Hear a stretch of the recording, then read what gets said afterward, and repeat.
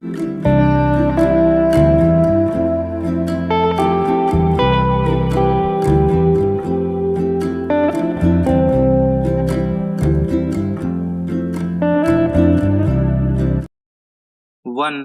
2, 3 start. मेरे देश भाइयों, भारत की स्वतंत्रता हित में अपनी सेवा अर्पित करने का सौभाग्य मुझे बहुत वर्षों से रहा है। आज मैं पहली बार भारतीय जनता के प्रथम सेवक के रूप में उसकी सेवा और सुधार के लिए प्रतिज्ञाबद्ध होकर अपने पद से आपसे बोल रहा हूँ। मैं यहाँ इसलिए हूँ कि आपकी ऐसी इच्छा थी और मैं यहाँ तभी तक हूँ जब तक कि आप अपना विश्वास देकर मेरा सम्मान करते हैं। हम आज स्वतंत्र और पूर्ण सत्ताधारी लोग हैं और हमने अपने को अतीत के बोझ से मुक्त कर लिया है।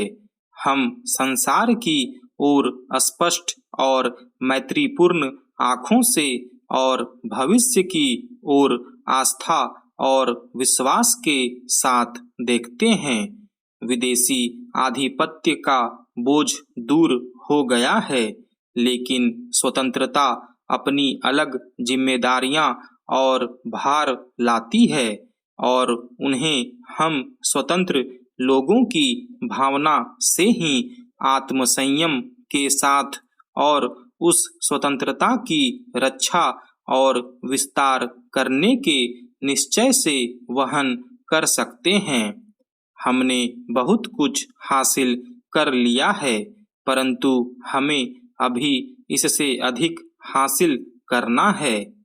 तो आइए हम अपने नए धंधों में दृढ़ता से और उन ऊंचे सिद्धांतों को ग्रहण करते हुए जिन्हें कि हमारे महान नेताओं ने सिखाया है, लग जाएं। सौभाग्य से गांधी जी मार्ग प्रदर्शन के लिए हमें प्रेरणा देने के लिए और सदा आदर्श अध्यवसाय का पथ दिखाने के लिए हमारे साथ हैं। बहुत दिनों से उन्होंने हमें सिखाया है कि आदर्श और उद्देश्य उन साधनों से पृथक नहीं किए जा सकते जो कि उनकी सिद्धि के लिए उपयोग में लाए जाते हैं। अर्थात अच्छे उद्देश्यों की सिद्धि अच्छे साधनों द्वारा ही संभव है। यदि हम जीवन की महान बातों की ओर लक्ष्य करते हैं, यदि हम भारत का स्वप्न बड़े राष्ट्र के रूप में देखते हैं जो कि शांति और स्वतंत्रता का अपना प्राचीन संदेश दूसरों को दे रहा है, तब हमें स्वयं बड़ा बनना है और भारत माता की योग्य संतान बनना है। संसार की निगाहें हम पर हैं और वे पूर्व में इस स्वतंत्रता के जन्म को ध्यन से देख रही है और विचार कर रही है कि इसका अर्थ क्या है। हमारा पहला ध्येय यह होना चाहिए कि हम सब प्रकार के आंतरिक झगड़ों और हिंसा का अंत कर दें, जो कि हमें कलुषित करके गिराते हैं और जो कि स्वतंत्रता के पक्ष को हानि पहुंचाते हैं। ये जनता की महान आर्थिक समस्याओं पर, जिन पर तुरंत ध्यान देने की आवश्यकता है, विचार करने में बाधक होते हैं। अपनी दीर्घकालीन पराधीनता और विश्वव्यापी युद्ध और उसके परिणामों ने हमारे आगे बहुत सी अत्यावश्यक समस्याओं को एक साथ डाल दिया है। आज हमारी जनता के लिए भोजन और वस्त्र और अन्य आवश्यक वस्तुओं की कमी है और हम मुद्रास्फीति और बढ़ती हुई कीमतों के बवंडर में पड़ गए हैं। हम इन समस्याओं को तुरंत हल नहीं कर सकते, साथ ही उनके हल करने में देर भी लगा सकते हैं। मेरे देश भाइयों, हमें बुद्धिमत्ता के साथ ऐसी योजनाएं बनानी है जिनसे हमारी जनता का बोझ कम हो और उनके रहन सहन का स्तर ऊंचा उठे। हम किसी का बुरा नहीं चाहते, लेकिन यह बात स्पष्ट रूप से समझ लेनी चाहिए कि अपनी चिर पीड़ित जनता के हितों का ध्यान हमें सबसे पहले होना चाहिए और अन्य स्वार्थों को उनके आगे झुक जाना चाहिए।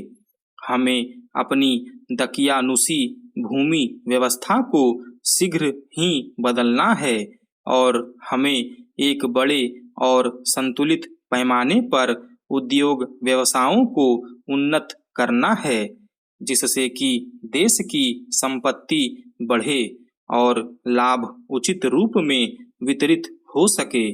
उत्पादन आज की सर्वप्रथम आवश्यकता है और उत्पादन में रुकावट डालने या उसे कम करने का प्रत्येक प्रयत्न राष्ट्र को और विशेष रूप से हमारे बहुसंख्यक श्रमिक को हानि पहुंचा रहा है।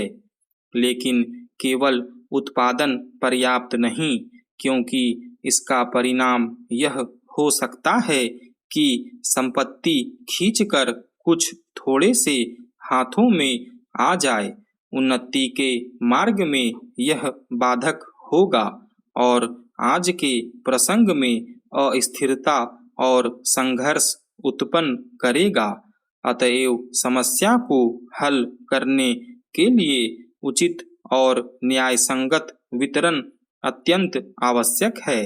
भारत सरकार के हाथ में इस समय जल प्रवाह के नियंत्रण द्वारा नदियों की घाटियों के विकास की, बांधों और जलागारों और सिंचाई के साधनों के निर्माण और पन बिजली की शक्ति के विकास की कई बड़ी योजनाएं हैं। इनसे खाने की वस्तुओं के उत्पादन में तथा सभी तरह के औद्योगिक विकास में सहायता मिलेगी। ये कार्य सभी योजनाओं के लिए बुनियादी हैं और हम इन्हें जल्दी से जल्दी पूरा करना चाहते हैं, जिससे कि जनता को इनका लाभ मिल सके। इन सब बातों के लिए शांति की स्थिति और सभी संबंधित लोगों का सहयोग और कठिन श्रम निरंतर आवश्यक है। इसलिए हमें इन महान और करने योग्य कामों में लग जाना चाहिए और आपस में झगड़े फसाद को भूल जाना चाहिए। झगड़ा करने का समय अलग होता है और मिलजुल कर उद्योग करने का अलग, काम करने का समय अलग होता है और खेल कूद का अलग। आज न झगड़ा करने का समय है, न बहुत खेल कूद का। यदि हम अपने देश और अपनी जनता के साथ विश्वासघात नहीं करना चाहते, तो आज हमें एक दूसरे से सहयोग करना चाहिए और मिलजुल कर काम करना चाहिए और यथार्थ सद्भावना से काम करना चाहिए। मैं कुछ शब्द नागरिक तथा सैनिक राजसेवकों से कहना चाहूँगा। पुराने अंतर और भेद मिल गए हैं और आज हम सभी भारत के स्वतंत्र बेटे और बेटियां हैं और अपने देश की स्वतंत्रता का तथा उसकी सेवा में लगने का हमें गर्व है। हम समान रूप से भारत के प्रति निष्ठा रखते हैं। हमारे सामने जो कठिन समय है, उसमें हमारे राजसेवकों और विशेषज्ञों को बड़े महत्व का भाग लेना है और हम एक साथी की भांति उन्हें भारत की सेवा में लगकर ऐसा करने का बुलावा देते हैं। स्टॉप।